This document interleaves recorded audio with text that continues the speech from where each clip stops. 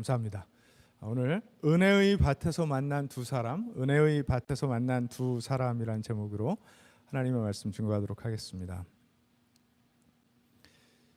고독은 죽음에 이르는 병이다.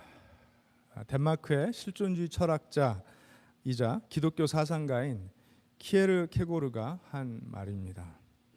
고독은 죽음에 이르는 병이다.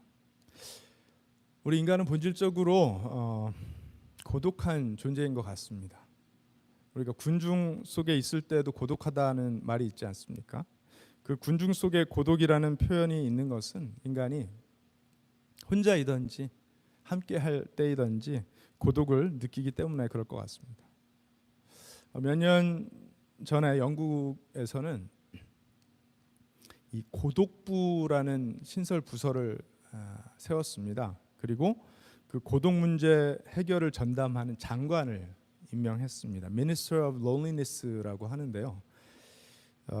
이 장관은 사회적 단절, 그러니까 개개인이 가정들이 다 단절되어서 얼마나 그것이 인간 사회에 큰 해악을 초래하는지를 강조하면서 사회적 단절로 인한 스트레스가 매일 담배 15개 비를 피우는 것만큼 해롭다라는 그 연구 결과를 제시했습니다. 우리가 지금 이렇게 모여서 예배를 드리고 있지만 사실은 각자의 마음속에는 차마 말하기 어려운 그런 고독과 어려움들이 있기 마련입니다. 특히 이민자로 살아가는 우리에게 이 외로움과 고독의 문제는 늘 우리를 따라다니는 그림자와도 같은 것이라고 저는 생각합니다. 이 나라가, 이 지역이, 이 직장이 또는 이 학교가, 심지어는 이 교회가 내가 있어야 할 자리 맞나 하는 의문이 들 때도 있습니다. 룻도 그 고독한 인생길을 걷고 있었습니다. 룻은 시어머니 나오미를 향한 긍휼한 마음과 의리 때문에 자신의 고향인 모압을 떠나서 낯선 땅 베들레헴에 도착을 합니다. 그 귀한 결심으로 그 고된 여정을 함께 했지만 나오미에게는 며느리 룻은 마치 없는 사람 같습니다. 며느리가 옆에 있었지만 나는 손이 텅 비어서 돌아왔다라고 하면서 자신의 고통만을 호소합니다. 하지만 룻은 어떤 불평도 없이, 적어도 성경에는 그가 불평했다라는 말은 기록되어 있지 않습니다. 아무 불평도 없이 먹을 것을 구하러 이제 밭으로 향합니다. 지난주에 이제 그 말씀까지 우리가 이렇게 보았죠. 때는 사사 시대였습니다. 사사 시대는 이스라엘 역사에 가장 어두웠던 시대였기 때문에 남편도 없이 젊은 이방 여인이 밭으로 나간다라는 것은 굉장히 큰 위험을 무릅쓰고 나갔던 것이죠. 룻이 먹을 것을 구하러 찾았던 밭이 우연히도 나오미의 남편인 엘리멜렉의 친척 보아스의 밭이었다라고 성경은 말합니다. 그리고 우연히도 때마침 보아스가 자신의 밭을 찾게 되었고, 그때 이삭을 줍고 있던 룻이 보아스의 눈에 띄게 되었습니다. 이 모든 상황은 우연히와 때마침으로 표현된 하나님의 은혜의 안전망이었다라는 사실을 제가 말씀드렸습니다. 과연 이제 이렇게 만나게 되는 이 두 사람의 만남, 이 은혜의 밭에서 만난 이 두 사람의 만남, 어떤 의미와 어떤 무게와 어떤 교훈을 가지는지 이제 그 말씀을 오늘 살펴보려고 합니다. 오늘 말씀은 보아스가 룻에게 말을 거는 장면으로 시작이 됩니다. 8절과 9절 말씀을 보겠습니다. 보아스가 룻에게 말합니다. 여보시오 세덱. 이제 그 세덱이라는 표현을 원어로 히브리어로 보면 내 딸아 이렇게 부르는 것입니다. 개역개정 성경도 보시면 이제 내 딸아 이렇게 번역을 해놨는데 요즘 표현으로는 적절치 않죠. 세덱 맞는 것 같습니다. 이것은 보아스가 꽤나 나이가 많은 인물이었고 룻은 그만큼 젊은 여인이었다라는 것을 잘 보여주는 표현입니다. 여보시오 세덱, 내가 하는 말을 잘 들으시오. 이삭을 주우려고 다른 밭으로 가지 마시오. 여기를 떠나지 말고 우리 밭에서 일하는 여자들 바싹 따라다니도록 하시오. 자신의 밭에서 고용이 돼서 일을 하고 있었던 일꾼들을 잘 보고 따라다니라고 합니다. 다른 밭으로 가면 안 된다라고 이야기를 합니다.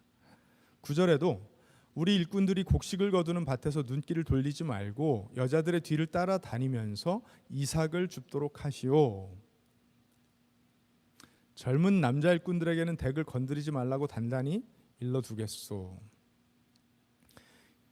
보아스의 이런 말들에서 당시 룻이 처해 있던 현실이 어떤 것이었는지 우리가 엿볼 수 있습니다.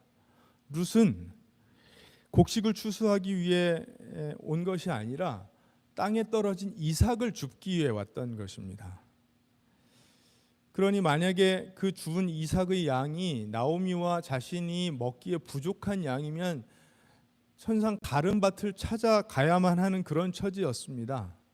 그러니까 언제 이 밭에서 저 밭으로, 저 밭에서 또 다른 밭으로 옮겨 다녀야 될지 모르는 처지였는데 그 다른 밭들은 그 환경이 어떤지 알 수 없는 상황이었습니다. 보아스가 그러한 룻의 처지와 또 다른 밭들의 상황을 익히 알고 있었기 때문에 다른 곳으로 가지 말고 자신의 밭의 일꾼들을 잘 따라다니라고 이야기하는 것입니다.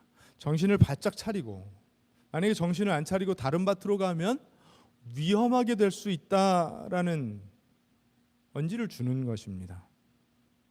또 남성 일꾼들이 룻을 못 건드리게 하겠다라는 것으로 보아서 그 당시 룻과 같은 젊은 여성들이 그렇게 노동의 현장에 있었을 때 얼마나 위험한 것이었는지를 우리가 볼 수 있습니다. 뿐만 아니죠. 목이 마를 때 물을 마실 수 있도록 배려합니다. 룻은 고용된 일꾼이 아니었기 때문에 보아스의 우물에서 나오는 물을 마실 권리나 자격은 없었던 것입니다. 그런데 보아스가 마치 자신의 이제 식구처럼 물을 마실 수 있도록 배려한 것입니다. 룻이 처한 처지를 정확히 알고 세심하게 배려하는 것입니다. 우리가 일하는 직장의 고용주나 만약에 상사가 이런 세심한 배려를 할 줄 아는 인물이라면 참 괜찮겠죠. 그렇죠? 아름다운 장면입니다. 그러자 룻은 엎드려 이마를 땅에 대고 절을 하면서 보아스에게 말합니다. 10절에 보니까 저는 한낱 이방 여자일 뿐인데 어찌하여 저 같은 것을 이렇게까지 잘 보살피시고 생각하여 주십니까? 룻은 보아스의 친절과 배려가 어리둥절했던 것입니다. 자신이 당연히 받아야 되는 것이라고 생각 안 했던 것이죠. 그런 친절과 배려를 받을 만한 처지도 아니었고 또 자신이 그런 친절과 배려를 받을 만한 무언가를 보아스를 위해서 하지 않았기 때문에 보아스의 친절과 배려가 룻을 놀라게 했던 것입니다. 어리둥절했습니다. 그러자 보아스가 11절에 이렇게 대답을 합니다. 남편을 잃은 뒤에 덱이 시어머니에게 어떻게 하였는지를 드디어 누군가가 룻의 스토리를 이야기해 줍니다. 남편을 잃은 뒤에 덱이 시어머니에게 어떻게 하였는지를 자세히 들어서 다 알고 있어. 덱은 친정 아버지와 어머니를 떠나고 태어난 땅을 떠나서 엊그제까지만 해도 알지 못하던 다른 백성에게로 오지 않았소.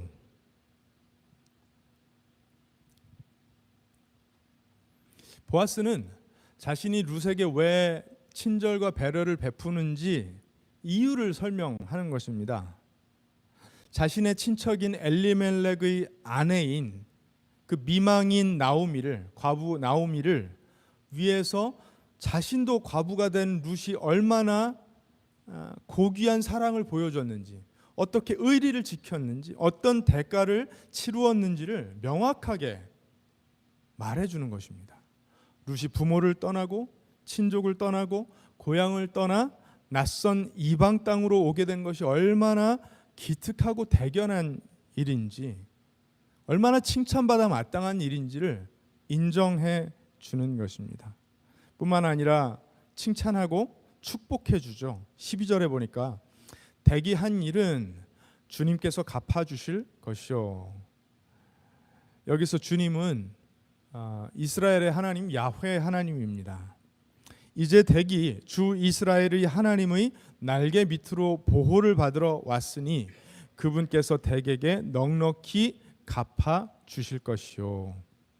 이 말은 보아스가 야훼 하나님을 향하여 가지고 있었던 믿음이 어떤 것인지를 보여주는 것이죠. 시어머니 나오미를 위하여 보여준 룻의 그 고귀한 헤세드의 사랑, 충성스러운 사랑, 의리를 지키는 사랑, 대가를 치르는 그 사랑을 하나님이 보신다면 하나님 반드시 그것을 보상해 주실 것이다 라는 하나님을 향한 믿음을 보아스가 가지고 있었던 것입니다. 그것이 얼마나 인정과 칭찬을 받을 만한 일이었는지를 다시 한번 상기시켜주고 있는 것입니다. 그러한 인정과 칭찬 그리고 축복까지도 아끼지 않는 그 보아스에게 룻이 이렇게 대답을 합니다. 13절에 보니까요. 어른께서 이토록 잘 보살펴 주시니 몸둘 바를 모르겠습니다. 어른께서 거느리고 계신 여종들 축에도 끼지 못할 이 종을 이처럼 위로하여 주시니 보잘것없는 이 몸이 큰 용기를 얻습니다. 여러분, 이것은 자기 비하가 아닙니다. 이거 룻이 지나치게 자기를 낮추는 것 아닌가. 자기 비하가 아니라 룻은 자신의 처지를 명확하게 알고 있었던 것입니다. 그리고 자신이 한 일을 그렇게 대단하게 여기지도 않았던 것 같아요. 그저 지금 보아스에게 받는 그 인정과 칭찬 그리고 축복이 너무 감사해서 이렇게 반응했던 것 같습니다. 사실 그렇잖아요. 룻이 모압 여인으로 지금 베들레헴에 왔습니다. 남편을 잃은 사람입니다. 시어머니도 남편이 없습니다. 어디 하나 의지할 곳 없는 과부 시어머니와 과부 며느리인데 거기다가 이방인이죠. 그러니까 베들레헴에서 이스라엘 땅에서 그녀의 처지는 룻 자신이 스스로 표현한 것과 같은 그런 입장이었던 거예요. 더구나 보아스의 밭에 고용이 돼서 일하러 온, 그러니까 품삯을 받기 위해 일하러 온 일꾼이 아니라 그저 어떻게 좀 먹을 것을 구할 수 있을까 해서 이삭 주우러 온 사람이잖아요. 그러니까 이런 대접을 받을 권리나 자격이 없다라는 것을 룻은 명확하게 알고 있었습니다. 여러분, 룻은 뻔뻔한 사람이 아니었습니다. 식사할 때가 되었을 때 보아스는 룻이 편하게 식사할 수 있도록 세심하게 배려를 합니다. 그리고 아까 약속한 대로 그 남자 일꾼들이 룻을 괴롭히지 않도록 철저하게 당부하는 내용이 15절과 16절에 기록이 되어 있습니다. 룻과 보아스와 룻의 첫 만남이 이렇게 진행이 됩니다. 이 만남이 저와 여러분들에게 무엇보다도 선명하게 보여주는 것은 룻의 진가를 알아봐주는 사람이 드디어 나타났다라는 것입니다. 이 룻기 이야기가 진행되는 동안에 우리는 봤어요. 이 룻기의 독자로서, 청중으로서 룻이 얼마나 고귀한 사랑의 헌신을 치렀는지, 대가를 치렀는지를 우리는 봤으나 그 이야기에 등장하는 어느 누구도 룻을 인정해 준 사람이 없었습니다. 심지어 시어머니조차도요. 그런데 우연히 찾아가게 된 밭에서 우연히 때마침 만나게 된 이 보아스가 이렇게 대단한 친절과 배려를 베풀면서 룻을 알아봐 준 것입니다. 룻의 진가를 알아봐 준 것입니다. 이 룻기의 저자는요, 의도적으로 지금껏 룻을 그저 모압에서 온 여인으로 표현했습니다. 일부러 그렇게 한 거죠. 사람들의 인식이 그러했다라는 것을 저자가 일부러 남겼던 거예요. 그저 모압에서 온 여인이었다. 그런데 이 이야기에서, 오늘 이 이야기에서 처음으로 룻의 진가를 알아봐주는 사람이 나타난 것입니다. 보아스는 룻의 진가를 알아봤습니다. 룻의 헌신, 룻이 치른 대가를 인정해주고 아낌없이 칭찬해주고 축복까지 해주었습니다. 여러분, 누군가가 나를 알아봐 준다라는 것이 얼마나 고맙고 감동적인 일인지 우리는 다 경험을 통해서 알죠.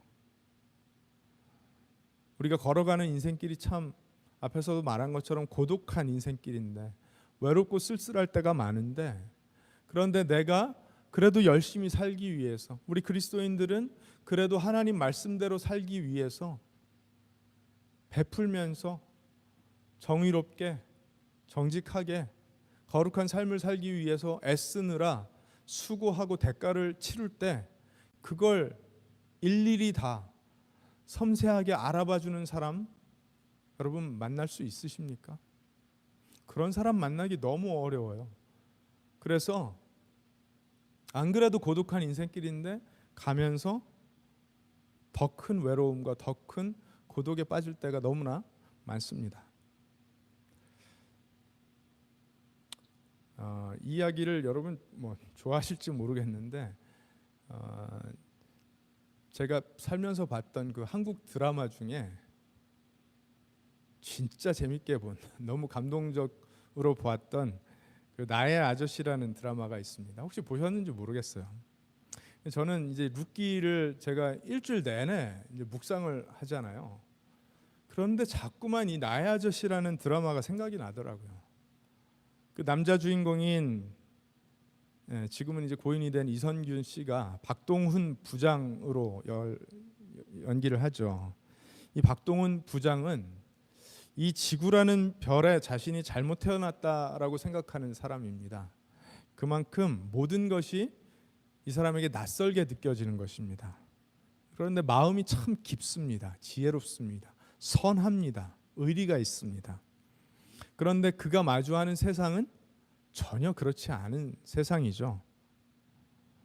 온갖 수작들이 난무하고 술수가 난무하는, 그래서 서로가 서로를 깎아내리고 어떻게든지 자신의 이속을 챙기려고 하는 세상 속에서 이 박동훈 부장이 참 낯설어합니다. 그러면서 자신은 거기에 속한 사람이 아니라고 느낍니다. 돈 때문에 이 박동훈 부장을 함정에 빠뜨리려고 그의 핸드폰을 도청하는 파견직 여직원이 있었는데요. 이 여직원이 이제 이지안이라는 인물이죠. 그 유명한 가수 아이유 씨가 열연한 역할인데, 이 이지안은 원래 박동훈 부장을 그 다른 회사의, 그러니까 회사의 다른 직원들과 같은 부류의 인간, 그저 월급 받는 한 그런 부류의 인간으로 생각하고 있었는데, 그의 핸드폰을 도청하면서 박동훈 부장이 어떤 사람인지를 알아갑니다. 알아가면서 그의 깊고 배려 있는 생각들, 정의로움, 그리고 그가 삶에 짊어진 고독, 이런 것들을 보게 돼요. 그래서 그것들을 가끔 표현하게 됩니다. 저는 이 장면이 이제 유독 기억이 났는데, 이 박동훈 부장이 술 취한 자기 형제들, 삼형제가 있는데 그 형제들에게 이런 말을 하는 것이 생각이 났어요. 나는 이 별, 지구에서 태어났어야 되는 사람이 아닌데 그런 삶을 살고 있는데, 그런데 나를 아는 사람이 있어.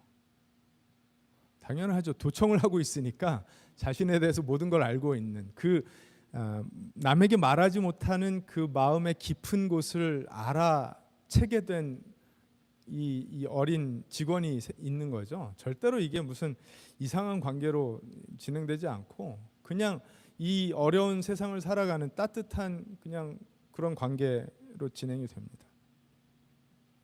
나를 아는 사람이 있어. 이렇게 말을 하는데 저는 그 장면이 너무 이렇게 감동적이고 되게 위로가 되는 장면이었는데 지금 보아스가 룻을 처음 만나서 들려주는 이야기가 내가 너에 대해서 들었는데 이제 그런 소문이 퍼진 거죠. 베들레헴 일대에 나오미가 돌아왔는데 가만히 보니까 룻이라는 또 과부 며느리와 함께 돌아왔더라. 그런데 이 룻이 그 시어머니 나오미, 그러니까 자신을 이제 마라로 불러달라는 그 쓴맛투성이인 이 나오미를 봉양하더라. 이 먼 길을 같이 왔더라. 이제 먹을 것까지 구하러 보아스의 밭에 나온 걸 보아스가 본 거잖아요. 너무 기특한 거예요. 너무 귀한 거예요. 그래서 룻을 만나자 내가 너에 대한 이야기를 들었는데 네가 이런 대가들을 치르고 나오미를 봉양했다라는 이야기를 들었다. 그거 너무 귀한 일이야. 너무 칭찬받을 일이야. 하나님께서 보상하실 일이야. 이렇게 이야기해 준 것입니다. 그 나의 아저씨라는 드라마에서 이 세상이 너무 낯설고 고독한 이 박동원 부장이 자신을 아는 또는 알아주는 사람이 있다라는 것으로 약간의 살맛을 느낍니다. 여러분, 나를 알아주는 사람이 있다라는 것만으로도 살맛 납니다. 그렇지 않습니까? 룻이 그 룻기가 진행되는 동안에는 그런 표현을 한 적은 없지만 얼마나 외롭고 쓸쓸하고 고독했겠어요. 밤에 시어머니 몰래 눈물을 훔치면서 뜬 눈으로 밤을 지새웠을 수도 있습니다. 이제 생계를 위해 위험을 무릅쓰고 이삭을 줍기 위해 이 밭에 나온 룻은 그 밭이 하나님의 은혜의 안전망이었다라는 걸 모른 채 왔잖아요. 와 보니까 보아스의 밭이었습니다. 거기서 보아스를 만난 것입니다. 그리고 한 번도 경험해보지 못한, 적어도 베들레헴으로 오는 길에 또는 베들레헴으로 와서는 한 번도 경험해보지 못한 타인으로부터의 인정과 칭찬을 받았던 것입니다. 13절에 그 룻이 한 말을 통해서 룻이 어떤 마음으로 지내고 있었는지를 우리가 볼 수 있죠. 13절 다시 한번 볼까요? 어른께서 이토록 잘 보살펴 주시니 몸둘 바를 모르겠습니다. 그렇겠죠, 당연히. 어른께서 거느리고 계신 여종들 축에도 끼지 못할 이 종을 이처럼 위로하여 주시니 보잘것없는 이 몸이 큰 용기를 얻습니다. 보아스의 친절과 배려가 위로로 다가왔다라고 이야기하고 있고, 그리고 큰 용기를 얻었다라고 말합니다. 이것은 다른 말로 하면 룻이 위로가 필요했던 상황이었고 용기가 필요했던 상황이었다라는 것을 말하는 것이죠. 자신의 진가를 알아주는 것은 고사하고 옆에 있는 그 시어머니 나오미로부터 사람으로 동반자로 여김받지 못했던 이 모압 여인 룻이 가장 필요로 하고 있었던 것은 누군가의 위로였으며 용기였다라는 것을 보아스에게 감사를 하면서 이제 고백하는 것입니다. 왜 안 그랬겠습니까? 그 젊은 여인이 그런 어려운 여정을 지나면서 왜 힘들지 않았겠어요? 왜 위로가 필요하지 않았겠습니까? 왜 용기가 필요하지 않았겠습니까? 그런데 지금까지는 그 누구도 그녀를 알아봐 주지도 못했고 또 위로나 용기를 주지 못했었는데 우연히 찾아가게 된 밭에서 때마침 만난 보아스를 통해 이런 위로와 용기를 경험하게 된 것입니다. 사랑하는 여러분, 고독한 인생길을 걷는 우리를 누군가 알아봐 준다라는 사실만으로도 우리 인생 살만해집니다. 보아스처럼 우리가 누군가의 인생을 알아봐 준다면 그 인생도 살만해질 것이라고 믿습니다. 물론 우리가 힘들긴 힘드니까요. 먼저는 누가 나를 좀 알아봐 주었으면 하는 마음이 있죠. 누가 내 고독을 좀 알아채 줬으면, 누가 그렇게 나를 위로해 주고 용기를 줬으면 하는 마음이 당연히 있습니다. 저도 그렇습니다. 저도 전도사 시절부터 생각하면 지금 이제 20년째 교회를 섬기고 있고, 교회를 개척해서 이렇게 저렇게 지나온 시간이 이제 12년, 13년이 됩니다. 남에게 말하지 못하는 일들도 있죠, 당연히. 말할 수 없는 일들도 있죠. 그런데 얼마 전에 교회를 같이 섬겼던 전도사님을 만나서 그분이 이제 직장을 좀 좋은 곳으로 옮기게 돼서 제가 축하하는 마음으로 짬뽕 한 그릇 사주려고 만나자고 해서 만났는데, 이런저런 이야기를 나누다 보면 이제 그렇잖아요.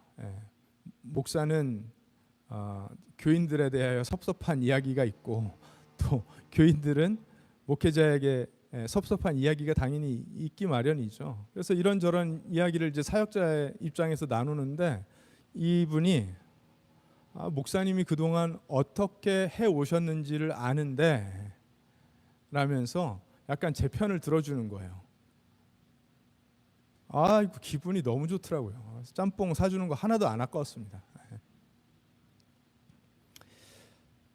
그 입장이 되어보지 않으면, 또는 같이 일해보지 않으면 알기 어려운 일들이 있잖아요. 그런데 전혀 몰랐던 사람이 만나서, 나와는 입장이 전혀 같지 않은 사람이 우연한 만남 속에서 나를 그 정도로 인정해주고 칭찬해주고 배려까지 해준다면, 여러분, 그것이 얼마나 큰 위로와 용기가 되겠습니까?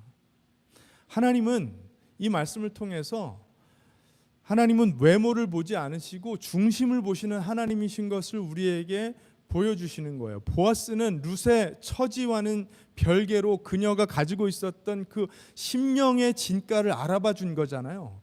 하나님은 저와 여러분들도 보아스 같은 사람이 되기를 원하신다고 믿습니다.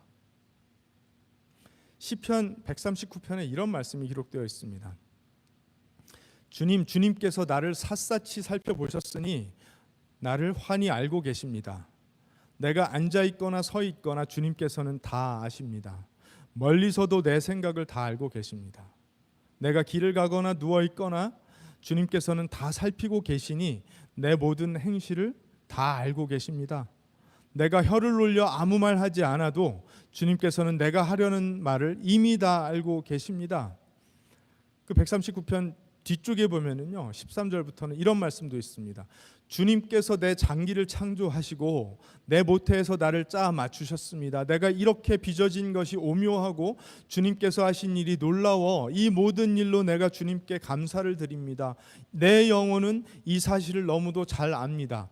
은밀한 곳에서 나를 지으셨고 땅속 깊은 곳 같은 저 모태에서 나를 조립하셨으니 내 뼈 하나하나도 주님 앞에서는 숨길 수 없습니다. 나의 형질이 갖추어지기 전부터 주님께서는 나를 보고 계셨으며 나에게 정하여진 날들이 아직 시작되기도 전에 이미 주님의 책에 다 기록되어 있습니다. 하나님이 우리를 다 아신다라고, 그걸 나는 믿는다고 시편 기자가 고백하는 것입니다. 세상이라는 곳이 원래 그냥 힘든 곳이어서, 원래 아픈 일, 어려운 일 투성이인 그런 곳이라서, 또 인생이 원래 그런 것이라서 인생길이 고독할 때가 많지만, 하나님이 그 정도로 나를 알고 계시니 나를 알아주시는 하나님 한 분 바라보고 가겠다는 것입니다. 설령 누군가가 나를 그 정도로 알아봐 주지 못하여도 하나님이 나를 그렇게까지 아시니, 하나님의 위로와 용기가 나와 함께 하시니 내가 가겠다는 것입니다. 여러분, 그런데 하나님이 우리의 진가를 아신다라는 것은 우리가 선하게 마음먹은 일만 아시는 것은 아니죠. 우리의 허물도 아시고 우리의 연약함도 아십니다. 그런데 그걸 가지고 뭐라고 하시는 것이 아니라 그것을 덮으시기 위해서 아들 예수 그리스도를 우리에게 보내주시고 우리를 대신하여 희생 제물 삼으신 것입니다. 그 정도로 우리를 아끼시고 배려하시는 분이 하나님이세요. 오늘 이야기에 등장한 이 보아스는 하나님의 그 헤세드 사랑, 우리를 향한 그 지극한 하나님의 헤세드 사랑이 어떤 것인지를 잘 보여주는, 예표하는 인물입니다. 또 이 만남은 보아스라는 한 개인이 하나님을 경외하여서, 하나님 사랑하여서 그 말씀을 순종했을 때 룻의 인생이 어떤 전환점을 맞이하게 되는지를 보여주는 장면이죠. 여러분, 우리는 잘 모릅니다. 우리는 지혜가 그 정도로 있지 않습니다. 우리는 앞을 내다볼 수가 없습니다. 하나님 말씀 순종하는 것이 부담스럽습니다. 왜냐하면 그것이 나의 욕구나 나의 계획과 부딪힐 때가 많거든요. 그래서 부담스럽습니다. 그래서 하나님 말씀 순종하기를 피할 때도 많습니다. 그러나 하나님을 사랑하고 신뢰하고 그 말씀을 순종하면 룻과 같은 처지에 있는 사람이 하나님의 은혜의 안전망의 그물에 딱 걸려서 이런 위로와 용기를 경험하게 된다는, 인생의 이 놀라운 전환점을 맞이하게 된다라는 사실을 보여주는 거예요. 우리는 그저 말씀 하나 순종했을 뿐인데 우리의 그 작은 순종을 통하여 우리는 예상하지도 못한 어떤 사람이 그 놀라운 하나님의 섭리와 은혜의 계획을 경험하게 된다라는 것을 보여주는 것입니다.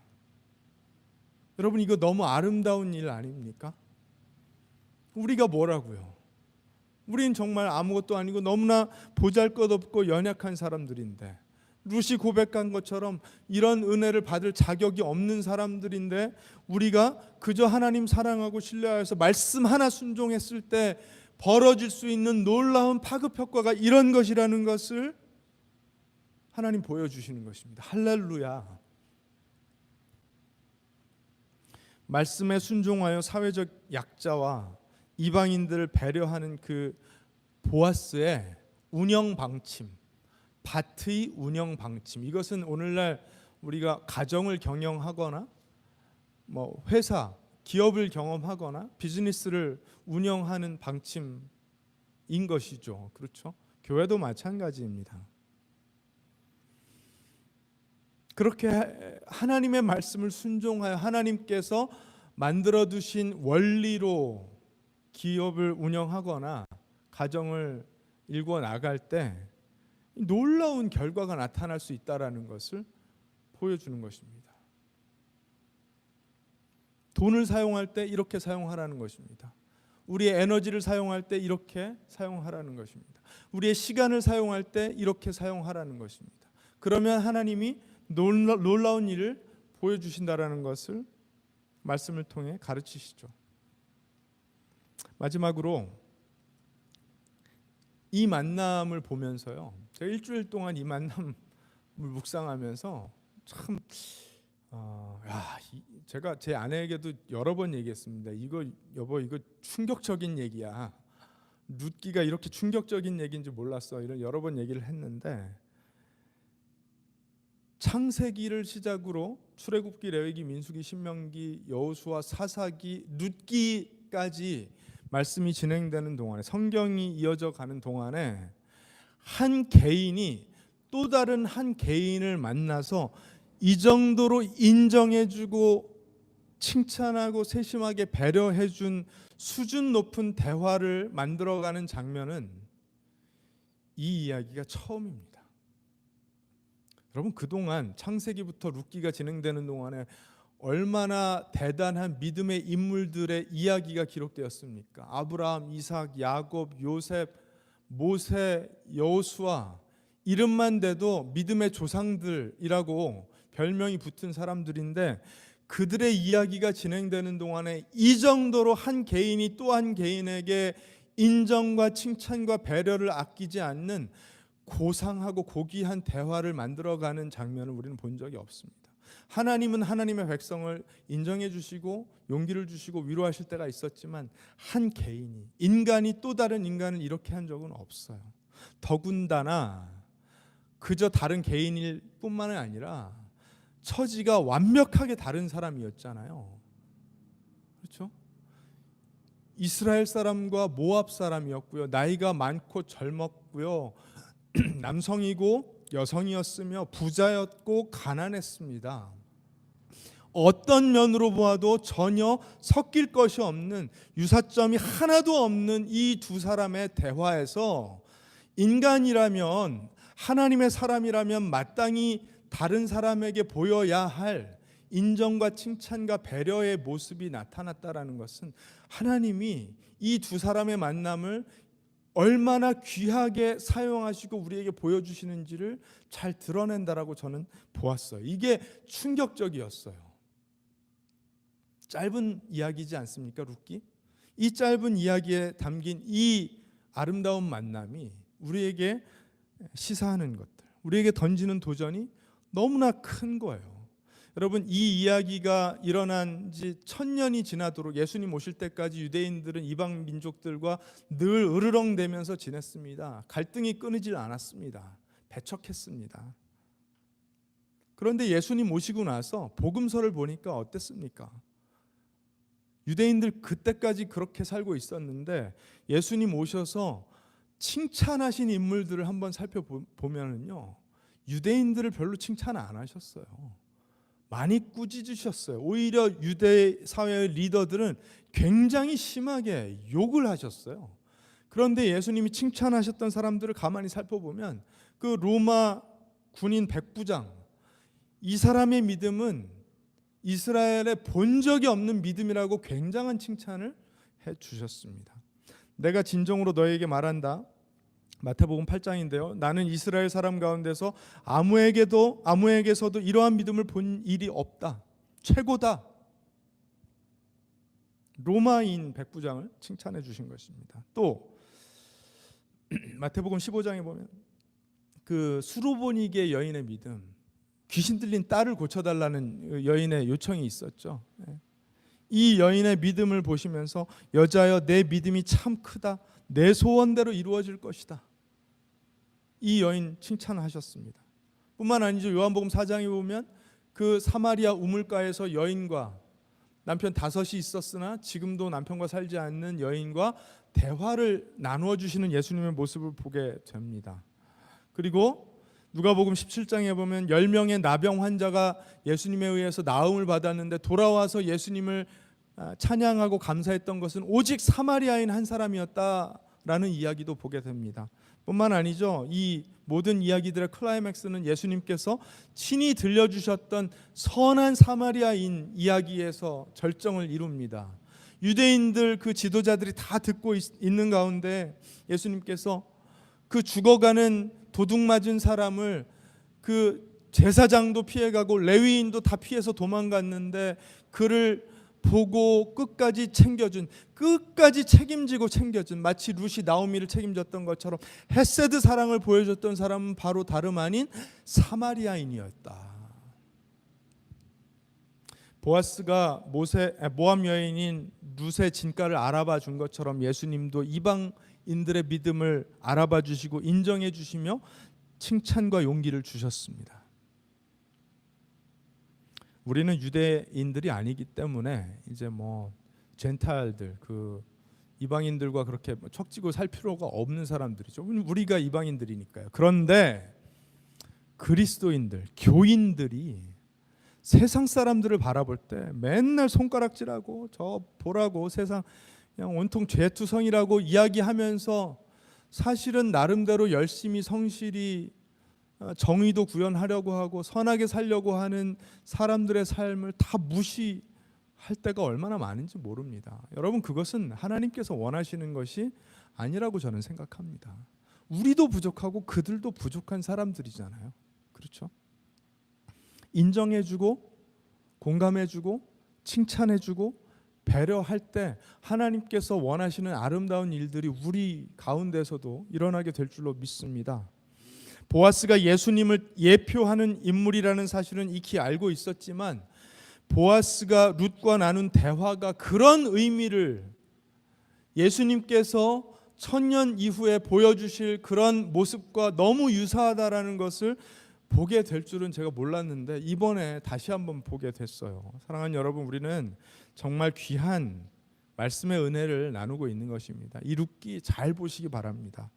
보아스와 룻의 이 아름다운 만남과 그들이 나눈 대화는 룻과 같이 척박한 인생길을 살아가는 우리 같은 신자들에게 하나님께서 주시는 위로와 용기가 된다고 믿습니다.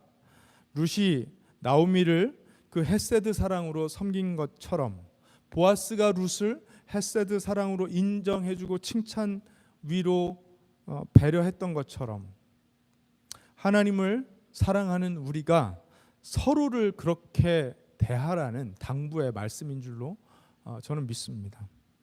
나아가서 우리가 그렇게 사랑할 때 우리가 예상하지 못했던 아름다운 일들이 예비되어 있다라는 사실을 하나님 보게 하시는 것입니다. 사랑하는 여러분, 보아스와 룻이 만남을 가졌던 그 은혜의 밭이 저와 여러분을 위해서도 예비되어 있음을 믿으시기 바랍니다. 그 은혜의 밭에서 우리도 사람들을 만나게 될 거예요. 그 만남 속에서 우리의 이 고독한 인생을 살만하게 만드는 하나님의 예비된 은혜를 경험할 줄로 믿습니다. 그리고 그 예비된 은혜가 바로 나를 통해서 또 누군가에게로 흘러간다라는 사실도 우리가 기억했으면 좋겠습니다. 하나님이 함께 하시기 때문에 그 고독한 인생 충분히 살만하다, 용기 100배해서 살만하다라는 사실을 여러분 계속해서 확인하시며 은혜의 밭으로 나가시는 여러분 되시기를 주님의 이름으로 축복합니다.